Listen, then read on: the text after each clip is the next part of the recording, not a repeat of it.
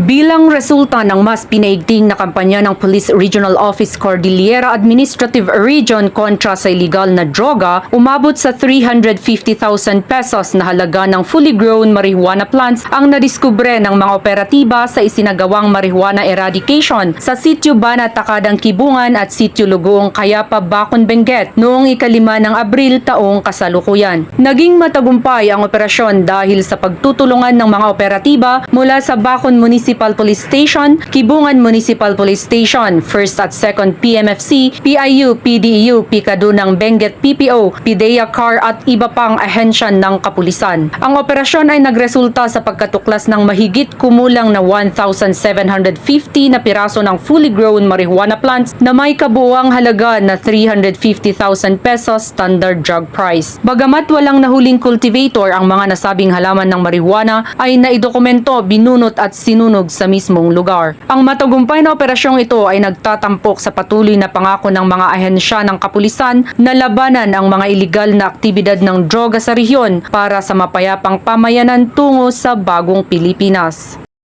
Mula dito sa rehiyon ng Cordillera, ako ang inyong PNN correspondent, Patrol Woman Lizelle Digman, alagad ng batas, tagataguyod ng Balitang Pulis.